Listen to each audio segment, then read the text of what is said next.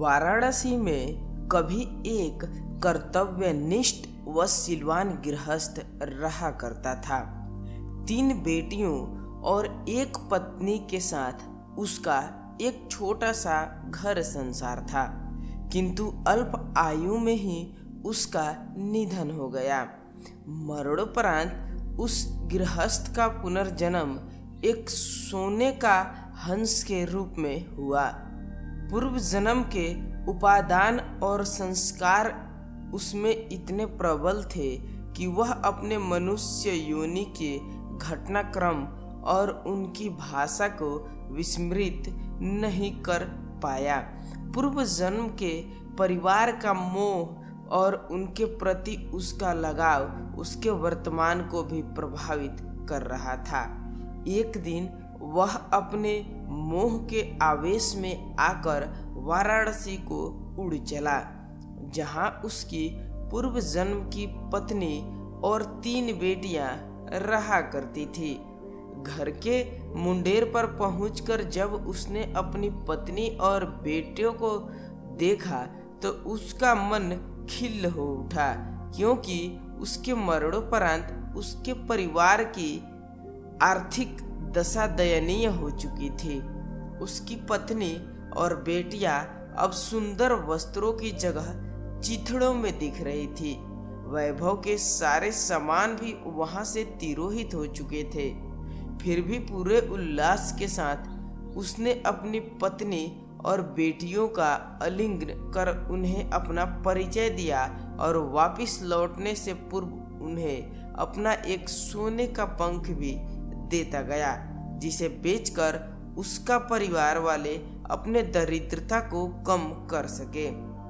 इस घटना के पश्चात हंस समय समय पर उनसे मिलने वाराणसी आता रहा और हर बार उन्हें सोने का एक पंख देकर जाता था।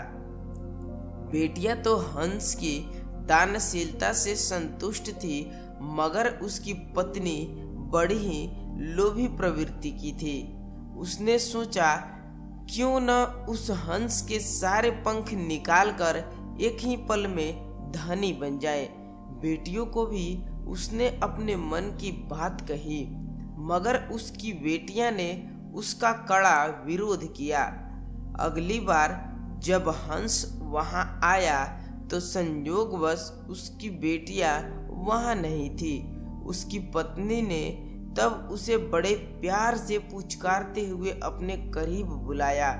नल प्रपंच के खेल से अनभिज्ञ वह हंस खुशी खुशी अपनी पत्नी के पास दौड़ता चला गया, मगर यह क्या, उसकी पत्नी ने बड़ी बेदर्दी से उसकी गर्दन पकड़ के उसके सारे पंख एक ही झटके में नोच डाले और खून से लथपथ उसके शरीर को लकड़ी के एक पुराने में फेंक दिया।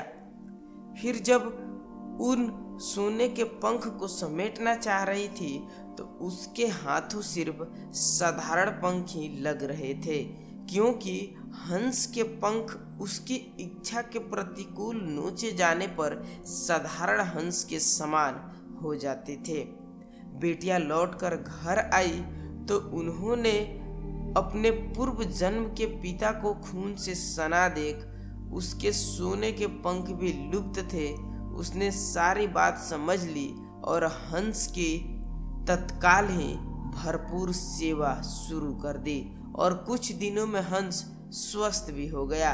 स्वभावतः उसके पंख फिर से आने लगे, मगर अब वे सोने के नहीं थे। जब हंस के पंख इतने निकल गए कि वह उड़ने के लिए समर्थ हो गया हो, तब वह उस घर से उड़ गया और कभी भी वाराणसी में दोबारा दिखाई नहीं दिया। इस कहानी से हमें ये शिक्षा मिलती है कि लालच करना बिल्कुल बुरी बला है।